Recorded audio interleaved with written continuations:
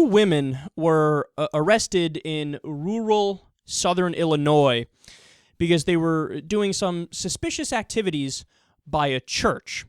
So their names are Judith Hemken, she's 53 years old, and Tiffany Burton, she's 26 years old.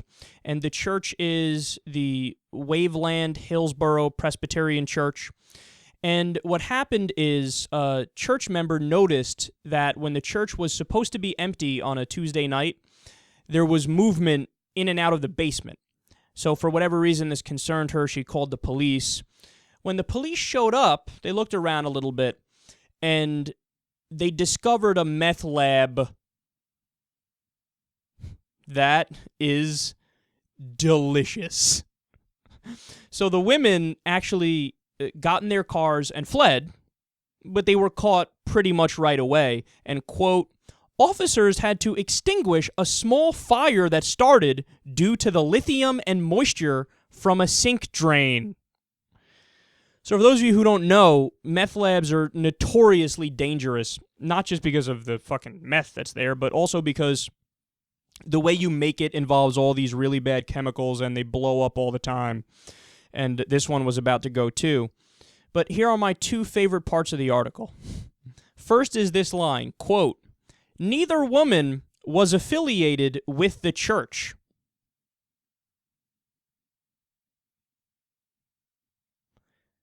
My ballsack, they weren't.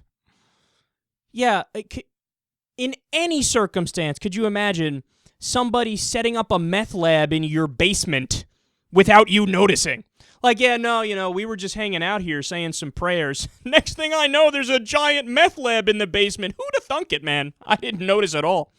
Sure you didn't, Father Dipshit. Sure you didn't. Look, definitely, the church is definitely in on it. If the cops believe that they're not, somebody should investigate the cops. Okay? And then also there's this. The list of places that meth labs have apparently been found, according to the article, quote, retirement communities. Stay classy, Doris and Ethel. They're really going to work on those things. Walmart, a golf course porta potty.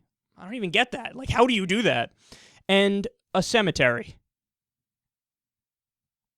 People are amazing.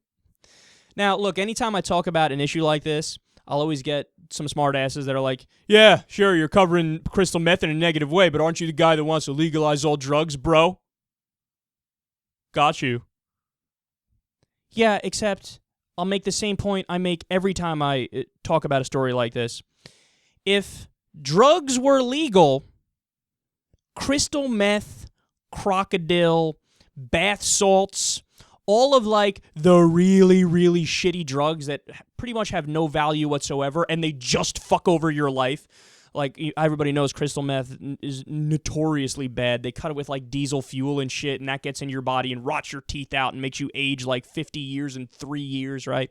Crocodile, you literally die within a year of taking it, the average user. Makes your skin rot off. See, those drugs wouldn't exist if the other drugs were legal, because a lot of people don't know this if they don't research it. People that take crocodile, that's the cheap man's attempt at a heroin high or an opiate high. So if you can go to the store and get fucking Vicodin or Percocet or OxyContin, which some people might dislike, but it's much safer than crocodile, right? Then crocodile wouldn't exist. The market would fucking dissolve because people would just go to CVS or Walgreens and get some OxyContin, right? Same thing with crystal meth. That's a cheap, uppy, amphetamine high. So if you had Adderall that you could just go to the store and buy, or cocaine that you could go to the store and buy, well then, yeah, those things do have negative health effects. They are not the greatest thing for you, that's clear. But if you could get that, then you wouldn't need to fucking get crystal meth and, have your teeth fall out in 7.5 minutes. So all the bad drugs are just an attempt to get people a different drug's high cheaper. So the market for those drugs would dry up, okay? And the other drugs would be the ones that people use. So it's only upsides if you legalize drugs. But look, even if you disagree with that, I think we all agree decriminalizing is the least we should possibly do. But it's because of this perverse system that we've set up with the war on drugs and all this nonsense. And because it's illegal, there's no regulation. So what happens? That's when you get people making crystal meth in church basements, just like Jesus would want.